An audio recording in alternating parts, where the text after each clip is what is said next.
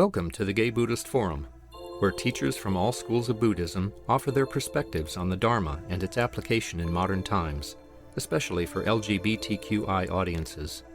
These talks are offered freely to the world and made possible by appreciative listeners. If you would like to support our efforts to share the Dharma with underserved audiences, please visit gaybuddhist.org. There you can donate, find a list of upcoming speakers, or enjoy many hundreds of these recorded talks dating back to 1996. Okay, welcome back, everyone. It's our custom to go around the room and introduce ourselves. And first, is there anyone new that came in after the meditation? Anyone new that would like to say hello, returning from a long absence? All right. First, I'll recognize everyone who's in the Zoom room: Jeff, and Bob, Marvin, John, Richard, Joe, Simon, Don, Jim, Richard, Frisco, Marcelo, Michael, Sam, and Rich. Welcome on Zoom. And then my name is Grisha. Greg. Alex. Reese. Charles. My name is Jerry. Stephen. Jack. Matthew. I'm Brad. Tom. George. Jack. Tim. John. Welcome, everyone, and I'll introduce Michaiel Bovenes, who is a metaphysician, published author, spiritual healer, and the founder of Soul-utions, a revolutionary personal empowerment teaching.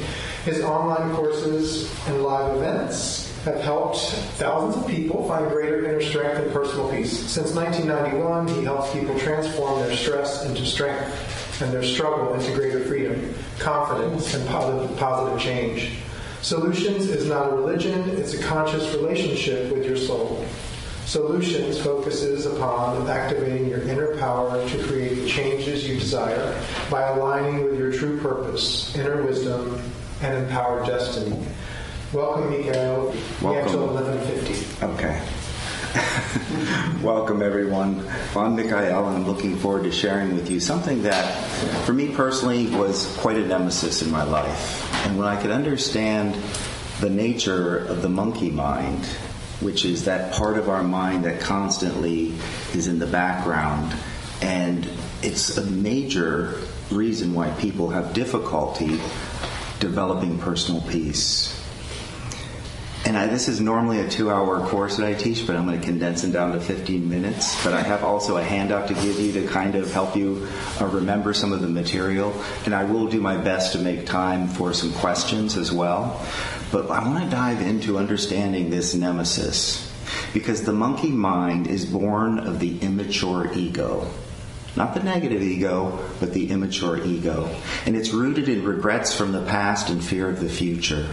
It's the judgmental mind. And most of us know that judgment is something that is challenging to move beyond, and mostly because people don't have a replacement or a substitute or the true nature of decision making. And so today we're going to embark upon understanding the nature of our ego and learn how to tame that monkey mind. Do you remember when you were a little boy and you would get up on Saturday mornings to watch cartoons, and you'd be watching a cartoon and somebody's trying to make this big decision, and then on the the shoulder pops up the devil that says, just do whatever the hell you want. And then on the other shoulder would be that little guardian angel that says, don't do the right thing. Those are the dual voices that we all contend with, because the first principle of spiritual growth is to know thyself. And it's really about know thyself, because we have an ego personality which is here to help us to feel safe and grounded and connected to the physical world. It's not something to kill, to get rid of. Most who teach and many who learn about the ego think of it that way.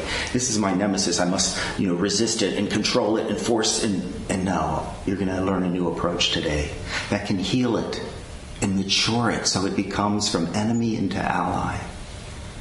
And then we're going to talk about not only what fuels the monkey mind, so you can learn how to take away its fuel supply, but you're going to learn about the 5 common mental chatter patterns of the monkey mind with their antidotes. So like I said, I've got a lot of material to cover, and I will pause periodically for questions. So let's dive into understanding what and how the monkey mind operates. So to begin with, we have to understand the nature of our ego. And why should we want to understand the nature of our ego? Many of us know what it is, and we know it's our nemesis. We know that it makes us feel bad about ourselves oftentimes when it's been left unattended, when it's been left immature. And there are 5 stages of development that we all went through as human beings. When you came here and separated from the divine, this pure light, this pure consciousness, this soul and spirit, your truer self, you came into the world of duality, and therefore part of your consciousness divided. And that other part of the consciousness was the personality ego self. And it was separated to make you safe, to protect you. And it only takes in information from the 5 physical senses. Touch, taste, smell, hearing. Did I miss one? Touch, taste, smell, hearing. The 5 physical senses. And that's all that it gathers information from. So the ego thinks, oh, the world's flat. But it took somebody who had wisdom and connection to see that the world wasn't flat. The ego only gathers information from the physical world. That's why it often leaves us in a conundrum. But the first stage of the infantile ego, when you come into this lifetime and you are grounded in the infantile ego, your greatest concern to feel safe is, am I getting enough? Am I getting enough love? Am I getting enough attention? Am I getting enough food? And when you don't, you scream and cry, and the world revolves around you and comes running with a bottle, with food, with a blanket. And so the infantile ego, in order to feel safe, is, am I getting enough? And it's totally self-centered, completely self-centered, and we've all been there. And then, as that little infant grows into a 2 or 3-year-old, you realize, wait a second, I'm not the only thing in the world. I have siblings, or I have neighbors, or schoolmates, and I have others around me. So you shift your focus of feeling safe from, am I getting enough, to, am I good enough? You start to compete and compare yourself to your brother, to your sisters, to your neighbors, and that competition further impounds. And it's, again, this is the immature ego when you're a grown-up still functioning in these levels. But when you're 6, 7, 8, 9 in your child ego, then it's completely appropriate. So it's not like back then it was dysfunctional. It's there to protect you. So that second stage of the child ego is, am I good enough? Am I good enough? And I'm constantly trying to judge and compare myself to everyone around me. And then what happens? Just when you think you have it all figured out, hormones kick in, right? And you go into adolescence and the teenager, and your desires kick in, and your sexuality, and all this stuff comes up. And you develop then the adolescent teenager ego. And the focus shifts from, am I getting enough, to am I good enough, to am I doing enough? Am I learning enough? Am I achieving enough? The adolescent teenager ego, am I doing enough, learning enough, achieving enough? Those people that have to get 400 degrees to validate themselves because I'm not sure if I'm enough yet. And it goes through that whole kind of concept of the ego-driven force. If I could only know and learn, and I'll feel safe, I'll feel secure. And most people will get arrested or stuck at one of those stages. Now, whenever the body grows, which is going to force you to become a grown-up, whether you like it or not, you're not going to be a child for the rest of your life. Your body will force you, your biology will force you into a grown-up. Now, the grown-up ego, without the benefit, hear this, the grown-up ego without the benefit of choosing to become the adult. Because the adult is always a choice. It doesn't happen automatically. Your body forces you to grow up and appear to be an adult. But being an adult, the spiritually empowered adult, is what holds the key to your freedom. And so the grown-up ego often, after trying so many years and decades of trying to be enough and do enough and be good enough and get the big house, get the car, get everything you need, the grown-up ego often resigns that I guess I'm not enough. They often resign and go into resignation of mediocrity and self-abandonment. So the infantile ego, self-centered, the child ego, self-important, everything's about me, and then the teenage adolescent ego, self-conscious, very self-conscious. What do people think? I got to wear the right clothes and I got to be perfect. Everybody's going to be judging me because I'm judging everybody. Usually is the problem. You project onto others what you're afraid of yourself sometimes. And then the grown-up kind of abandons it. Let's just get through the day. Let me just get through today to get through tomorrow. And they live in mediocrity, and that's probably one of the worst positions to be in. But when you, such as yourself, who have developed and chosen to deepen your connection, to know your other self, your soul, your spirit, through whatever your spiritual practice is, you have an opportunity to become the spiritually empowered adult. And what is that characterized by? And this is not a linear process, by the way. It's not like, okay, when I was an infant, I did this, checked out. No, it's exponential. So there's a part of you inside of you that's still, am I getting enough? Am I good enough? Am I learning enough? And then I guess I'm not enough. Until you heal and open up to your spirituality, then you can step into the adult that says, I am enough. I am enough. I am secure enough. I'm creative enough. I'm resourceful enough. I'm connected enough. I belong enough. Not better than, not superior, enough. And I didn't notice it's not good enough. I'm enough. Good is a judgment, right? And so the stages of the ego is so important to understand and to look at, where am I arrested? What part of me? Perhaps at work you get arrested in, am I getting enough or doing enough or learning enough? Perhaps in your relationships, private relationships, another part of that ego, immature, rears its head. It's not like, oh, I just have one. And as you can understand it. Now, why would you want to understand the ego? Instead of just trying to repress it or get rid of it or kill it like some people say you should do on a spiritual path. Why do you think you would seek to pay attention to it and understand it? Because that's what love does. So the antidote to our ego is to love, to seek to understand it. It's only trying to make you safe. You see, the human animal and animals have instinct to protect them. We have horrible senses compared to touch, taste, smell, hearing, compared to animals. And our instincts aren't as developed. So we portion a part of our ego to protect us from the physical world. It's not bad, it's not wrong.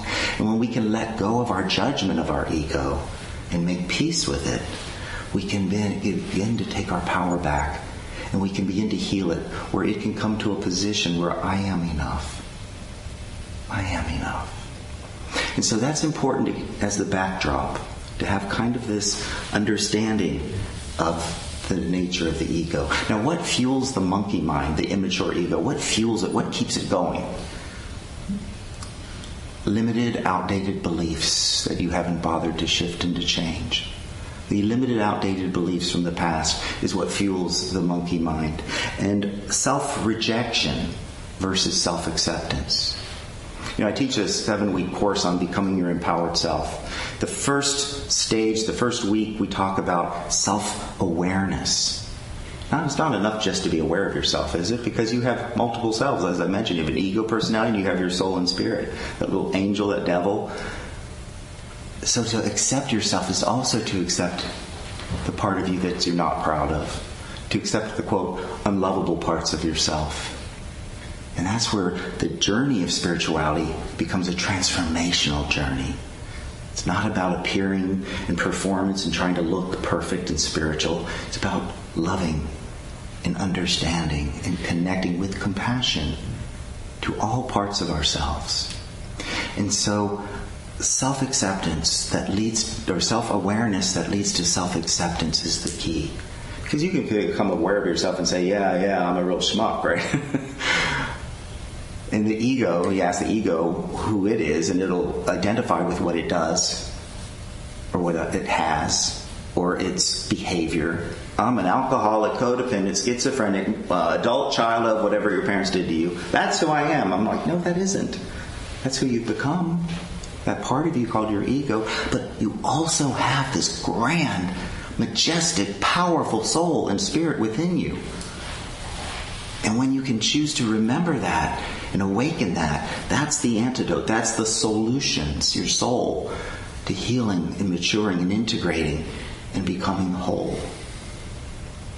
So self-rejection is another thing that fuels the monkey mind. Controlling parental voices in our heads. Remember those? You should do this, you should do that, you shouldn't do that. That's your parental voice that is often indicating that I have to heal my relationship with my parents. I need to let my parents be people. Let them off the hook of mommy and daddy and God goddess, and let them be people who were still lovable even though they weren't perfect. Because that can help to take your power back and quell, but that's part of the fuel supply. And refusal to forgive ourselves for our quote past regrets. To learn to forgive. Life is forgiving love. Life is forgiving love. So how do I forgive? Start to love and seek to understand. And to know that we're not perfect. The human part of us makes mistakes. And it fails.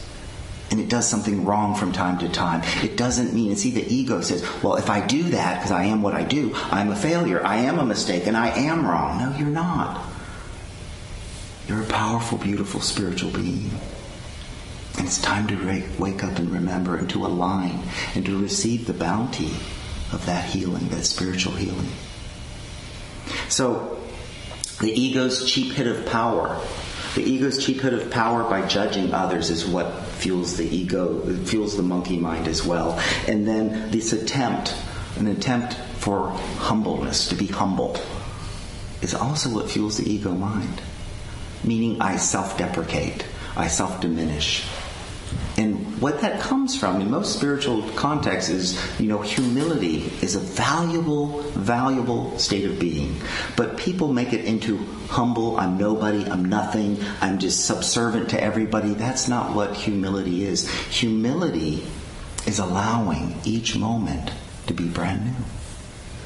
That just because your partner has every morning you got up and he's reading the paper before he goes to work and ignores you, today can be different. That's what humility is. I'm not going to project the past. I'm going to let it be different. And you'll be surprised when you make that conscious shift how quickly things change in your reality. So we've gone through now major part. Let's get into some of the nuts and bolts here. Let's talk about those voices in our heads, those monkey mind messages that I've come up with. There's more than, I'm only today going to talk about 5 of them. There's 7 I usually talk about, so I'm going to kind of dovetail them together because of the time. But I'm going to give you a handout, and I'll do that right after this handout that will have this to help you to recall. And this will make it a little bit faster for me as well. So the very first monkey mind game of the ego is the mind reader fortune teller. The mind reader. The mind reader are those people that like to believe they know it all and have all the answers. The mind reader assumes that they understand what other people are thinking. The fortune teller is predicting the future.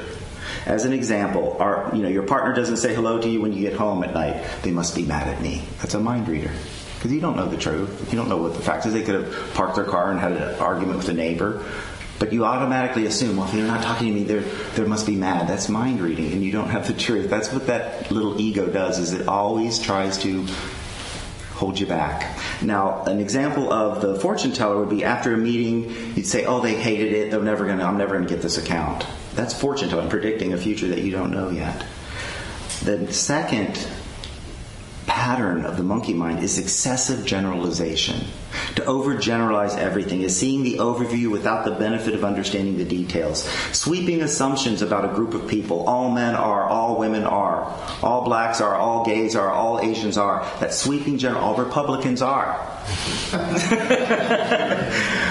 Yeah, that's a good one. I was on the phone with a friend and he was talking about how horrible the Republican, and I'm like, wait a second, back down. Do you remember when we were crucified by being gay and people would judge and assume that we're all the same? You're doing the same thing with the Republicans. We're not all the same. Gay men aren't all the same, and we're not stereotypes. Let's let that go. But anyways, it's a button pusher these days.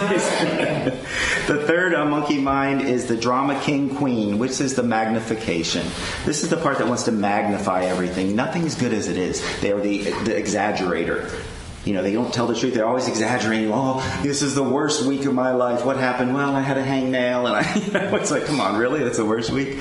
But it's that over-dramatization. And one of the things about it is the magnification of your weaknesses and fears, your hopes and dreams. It exaggerates them to the extremes. The drama queen functions by catastrophizing small events as well.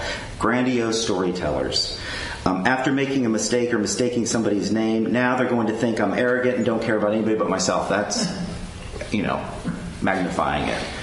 feeling a small fluttering in your heart or your pulse, and you think, oh, I'm having a heart attack, and you rush to the emergency room. That's all part of that monkey mind. So the fourth one is the should labeling. How many of you are always shoulding on yourself? Yeah. The shoulds. I should have done this. I should have gone to the gym. I should have. Well, what's the antidote? What's less painful? What's more compassionate? When you can change the word should labeling to could. I could go to the gym versus I should go to the gym. Just see the difference? The energy behind that one word, I could. Now, what am I going to do? But when you change shoulds to could, that can help you to be the antidote to release that. And then finally, black and white thinking. The black and white thinking is the ego's tendency is the very adolescent ego. You're either my best friend, my worst enemy. Everything's black and white, cowboys and Indians. There's no gray, no middle ground. And it looks for the shortcut. The ego doesn't like to think or feel. It will either agree or disagree with everyone around it, but it won't really think about, is this right? What do I think about it? And you see, that's what leads to judgment. Judgment is a black and white statement that you make to avoid conversation, to avoid connection, to separate. That's what judgments do. They separate. That's why people judge their feelings, their emotions, their anger, their hurt. Because if I can judge it and push it down, I can separate and not feel it. And unfortunately, it works. But then it metastasizes and it causes all kinds of problems eventually. The energy needs to be expressed. And if nothing else, whenever you've repressed that energy, when you can bring it up and through you, you release that energy and you no longer attract more reasons to get angry. But understanding how this works, judgment, what is the antidote to judging? Discernment. Discernment. See, a discernment is different than a judgment. A judgment doesn't think and feel or evaluate the person in front of you. It says, this person's black, this person's gay, this person's a Republican. Shut down communication, push them away. Where discernment says, I'm curious about this person. Who is this person? What they're about? Yeah, they happen to be black or they happen to be gay but I want to get to know them and I'm going to think and feel and evaluate their character. Is this a good fit or not? And sometimes it is and sometimes it's not. But when you discern and let go of a person, there's a whole different energy than when you judge them and push them away. And even judgments that aren't spoken, people feel. You've been at a party and you talk to somebody, something comes up, you say something, all of a sudden you feel that disconnect and the breaking apart of the energy. It's very, very palpable. And God doesn't judge. God got us all that is. The divine doesn't judge. We judge ourselves. We say we're unworthy, unlovable, not good enough to come home. They're waiting for us to choose to love ourselves enough, to lift our vibration so we can receive that love from them. God doesn't judge, so then why stop judging? If God's not going to judge me, hey, let's keep doing it. Because what do all judgments do? All judgments hurt people. They hurt the one making the judgment and they hurt the one it lands on. So you decide who you want to be. If I want to be a hurtful person, keep judging. If I want to be a compassionate person, let me start to discern and to think and to feel and take my power back from that fuel supply. So those stages, and I'm going to go back through this. This all has antidotes real quick. The mind reader, fortune teller, the antidote is to practice humility. I don't know what's going on. I'm not going to assume. And that's the antidote. Let me start practicing more humility. The excessive generalization is to remember the details and focus on getting to the facts. Not to generalize things, but to get down to the facts. Focus on the detail, because you tend to look at the big picture without narrowing in on the circumstances. The drama king or queen, the antidote is that you're not boring. Being yourself. You don't have to exaggerate everything to get attention. Am I getting enough attention? Am I getting enough love? Am I getting enough? The drama queen, they love to get attention. They're out there and they're often in the infantile ego when they're in that position. Not all the time.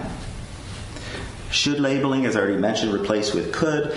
Black and white thinking is to let go of absolutes. We're complex human beings. We are spiritual beings. We are very complex. And complex doesn't mean difficult. It means intricate. It means intricate. And you're an adult, or at least a grown-up who can choose to become an adult, but you have the capacity to think and feel and to choose to be conscious and to choose to know you're enough and to choose to know that you love good enough. You're not a sinner. You have shame that was dumped on you by well-meaning people in the past. And as you can heal, we're going to talk about some techniques now. Real quickly, I hope we've got enough time. How are we on time? I'm good. Okay, cool. So let's talk about some techniques, though. Okay, Michaiel, I understand the concept. I've got the pattern. I can see some of this in myself or in somebody I know. It's easy to judge others and yourself. This reminds me of my sister. So let's talk about some of the techniques. The first one, and this works beautifully when you're scattered or whatever, but if you're in that monkey mind and you can't get this voice out of your head, kind of like a bad song, on the radio that you listen to and it follows you around all day, those things, is you need to be more sensual. Now, what does that mean? To be in your senses. To smell, to touch, to taste, to feel. To ground yourself, to ground it out of your mind. You're up in your mind, and you need to ground the energy into your body so that it can dissipate. It's like electrical current. You need to ground. So grounding is to be sensual. So whenever you're on, let's say you're taking a walk in the morning, your mind's going 90 miles an hour. Stop and start breathing in the air. Start feeling the sun on your skin. Feel the shift of your body weight. Really get grounded into your body. And that's going to start to mitigate and release the monkey mind. A second technique which I love. This is a very powerful one. And this will tie into the affirmations that are also on your handout. So I give an affirmation for each one of these conditions, from the mind reader all the way to the black and white thinking. And when you say the affirmation, or if you're just walking along, you want to squeeze your hand, take a deep breath in, squeeze your hand, and then hum. And let yourself feel that vibration in your body as you squeeze your hand. See, you're interrupting the pattern in your subconscious mind. You need to do something you wouldn't normally do. So when you're walking along and this tape loop's going on, just taking a deep breath, feel the vibration in your chest and your body as you squeeze your hand tightly, and then as you exhale, and then you finally exhale, you release that tape loop. It's a very powerful technique. The more you practice it, the more powerful it becomes. So that's the second technique, and I want you all to do it right now. Let's just close your eyes for a minute. Just take in a long, slow, deep breath. Keep your lips together. Squeeze your hand, whichever one, and then exhale with a hum. Hum. Feel it through your body, and now let your hand relax. And you can shift and quiet your mind very quickly using that technique, especially when you set the intention of why you're doing it.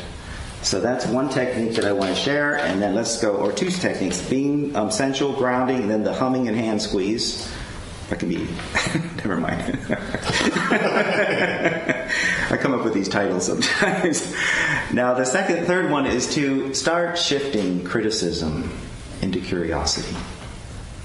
When somebody's different, thinks different, acts different, prays different, is different, be curious about them. Wonder what makes them that way. Wonder what they grew up. Wonder what their child. You see, curiosity is an open heart. Criticism is a closed heart. So to be curious about yourself. When that monkey mind comes in and says, you're rotten, no good, da da da. Oh, that's really interesting. Isn't that curious? I wonder where this came from. It must come from my dad or my childhood or my this or my... But be curious, not, what's wrong with me? I shouldn't. No. Be curious about the inner voice, because that's what love does. Pays attention to detail, seeks to understand, is curious rather than critical. And you can practice these very consciously on your spiritual path. So that's the third technique, is to shift criticism into curiosity. The fourth one, which I'm not going to have detail to go into, but most of you have resources, is to heal your inner child and your inner adolescent teenager. That's the part that most of us forget about. We read books on inner child, we go back and talk to our 5-year-old, and he's so cute and so sweet and so innocent, it's so easy to forgive him. But our cantankerous, adolescent who's judgmental and all that's a little harder for us to embrace and connect. And it can be a little bit more challenging to work with. But work on, connect with them. Go back in your past, in your mind. Do the inner child work. There's lots of resources to learn how to do that. And that can help you to take the fuel supply and heal and ground that monkey mind. Then The fifth one is to acknowledge, like acknowledging curiosity versus criticism. But this is acknowledging when that voice comes into your head, instead of berating yourself, just say, thanks for sharing. It's just trying to protect me. Okay, this part's trying to protect me, and it's saying that I shouldn't do this. It's reading people's minds. It's telling me that I'm not good enough because that date didn't go well, or blah, blah, blah. Just talk to it and say, thanks for sharing, but I'm choosing not to believe that. That's all. Respond to it. Instead of let it run your life, you choose to take your power back and say, no, that's not true. Or that's not true anymore. Whatever, but connect, respond. Be compassionate and understanding towards yourself. That's what it's all about, isn't it? You can only give compassion away to others if you have enough of it within yourself. Compassion is a special kind of caring. It's born of having known sorrow and pain. Children don't feel compassion. They can care, but it's not until we have wounded and we felt pain that we can truly connect deeper with others. It's that compassion, and it's a healing force when you truly function with compassion. Finally, express those repressed emotions. You know, we've been taught and conditioned from the time we're little. And one of the number one fuel supply of the monkey mind is my repressed hurt, disappointment, anger that comes up and bubbles up and starts whispering in my ear. There's lots of techniques to work with that. I have an article on my website you can refer to called Get Unstuck. And it's about processing through your emotions, because it's another 20-minute talk. But you know that you have emotions there. Be willing to stop judging them. And one thing I want to leave you with here is that the judgment part of this emotion is let go of emotions as good and bad, right and wrong. And instead, shift your relationship to what they truly are. Expansive, love, joy, peace, happiness. Constricting, anger, loneliness, fear, doubt. The, quote, negative ones are constricting and tightening. And the expansive ones are expanding. And if you go around saying, oh, well, these are good and those are bad, then you're saying it's like breathing. Inhaling's good, exhaling's bad. No, it isn't. You need to feel. Your emotions are there to guide you. And when you let go of the judgment, you can finally connect to it and bring it up and out through journaling, through talking to a therapist, through talking to a good friend, by lots of different methods. And as you do, and as you take that fuel supply away, and as you engage and seek to understand and heal that immature ego, choosing to be the spiritually responsible adult that is a part of your empowered destiny, choose it. Your soul will be there to help you.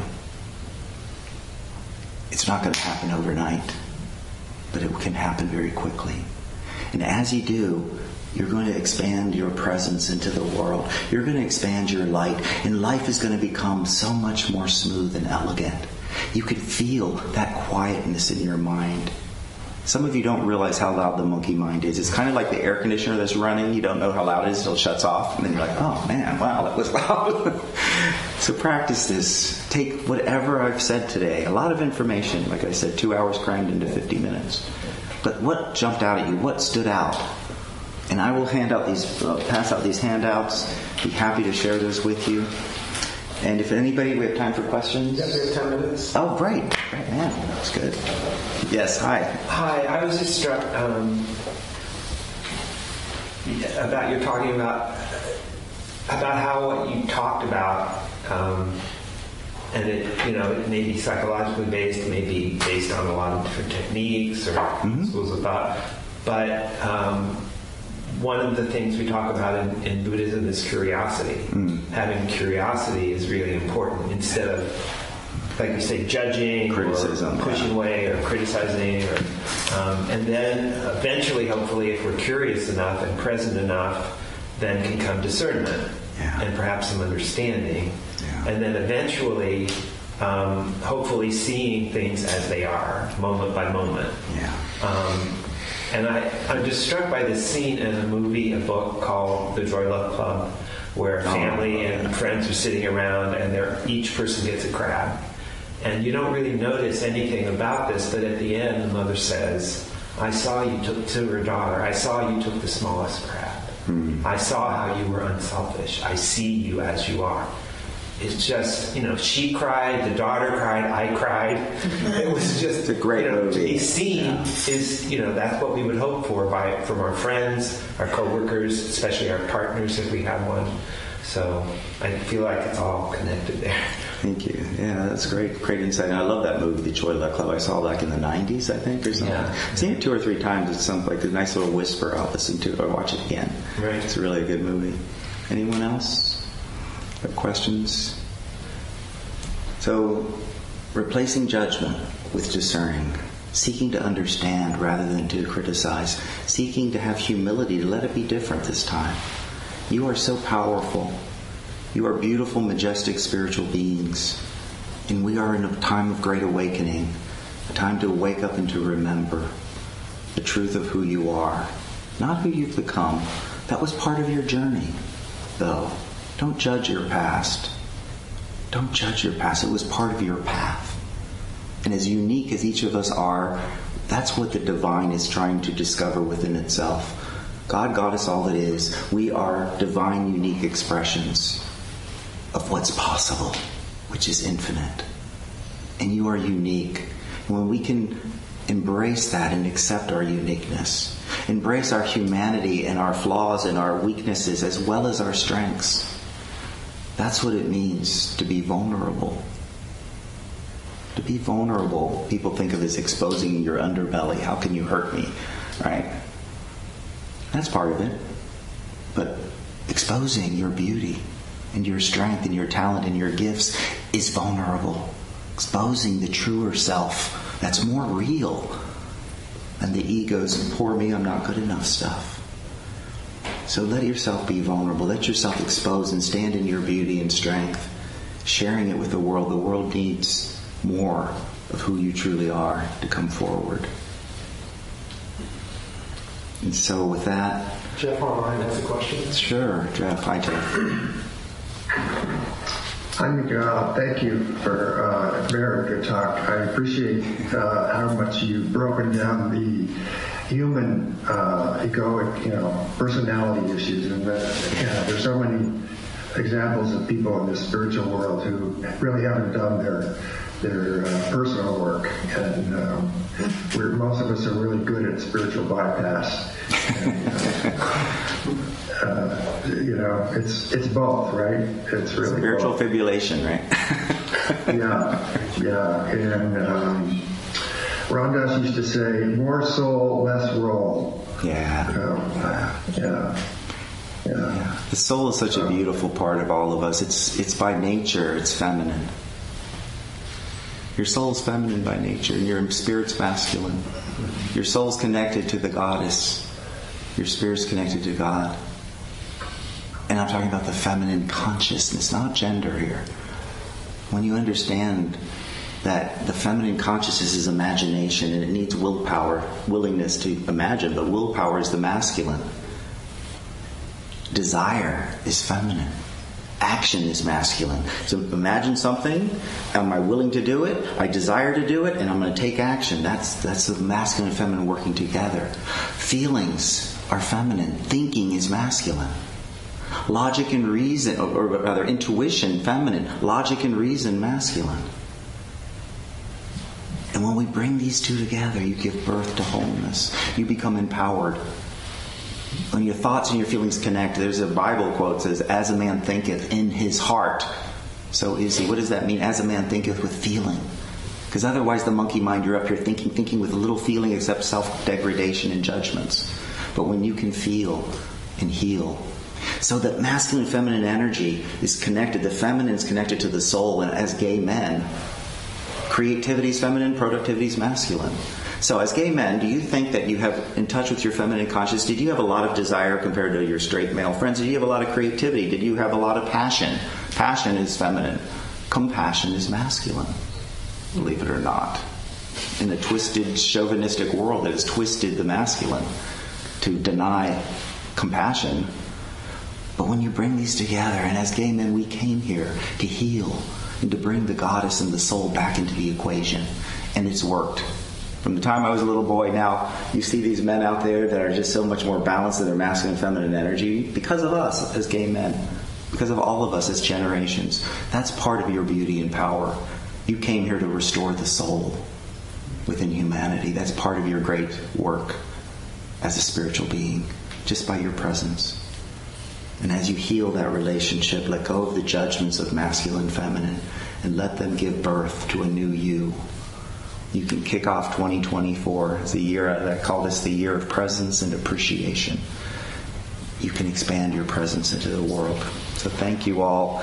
And any other questions? If not, I would like to mention one thing, that I have a men's group starting in 2 weeks. Any questions? Online or in the room? Yes. Where are you located?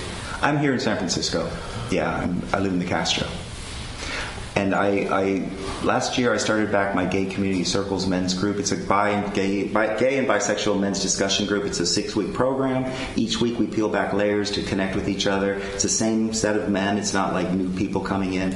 So it's coming up in the winter of this year, which is January 25th to February 29th.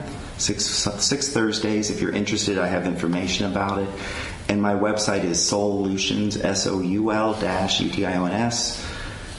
And there's some articles, some free articles, lots of good material that can help support what you've learned. So I look forward to connecting with you. And thank you all for being here and for giving me this opportunity to connect with you. Great, thank you. And we'll make sure we get the handout to give to the folks online as well. If they want to email me, yeah, they can definitely, I can email them a copy of the handout. Okay. If that would be helpful. My email is my first name, Michaiel, @me.com. So it's real easy to remember. I'll put it in the chat. Yeah, all right, great. Thank you all. Thank you. It's fun to connect. Let me give you all this handout too, if you want a copy of it. There we go. Okay. While he's doing the handout, do we have any announcements? Yes.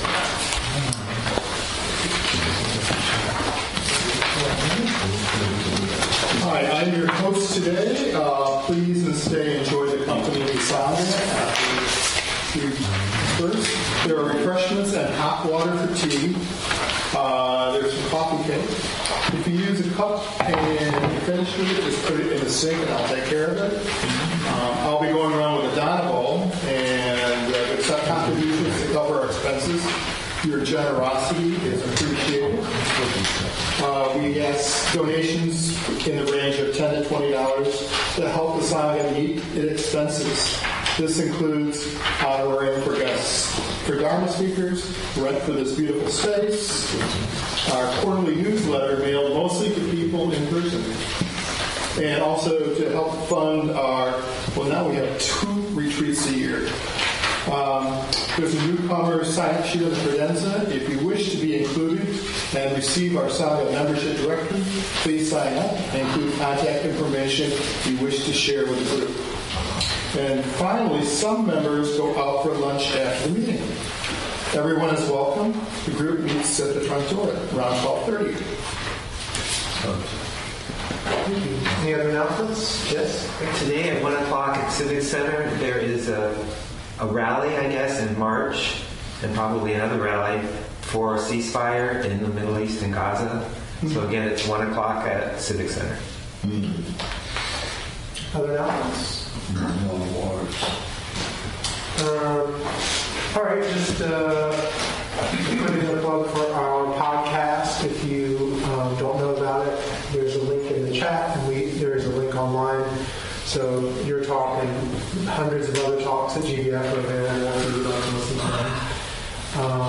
And there's also opportunity to be of service to the Sangha if you'd like to help out by becoming a host who brings refreshments, or what we call Zoom Hilda, helping set up all of the hybrid equipment, or facilitating. Then let me or another member of the board know if you're interested in doing that. We have a dedication of merit. Would you like to offer one, or would you like to use ours? Go ahead and use yours. Okay, then we gather in a circle.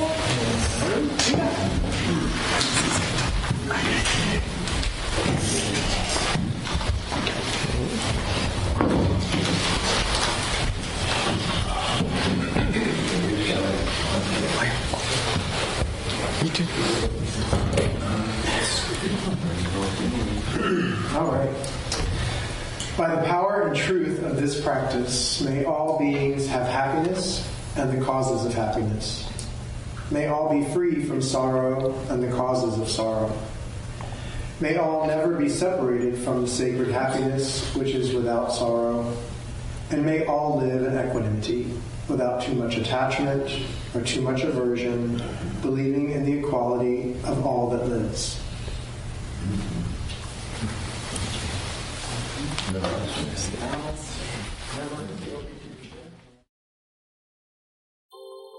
Thank you for listening to the Gay Buddhist Forum. If you would like to hear several new talks per month and be notified of upcoming speakers so you can participate live, please subscribe to this podcast, like us on Facebook, and join our mailing list by visiting gaybuddhist.org.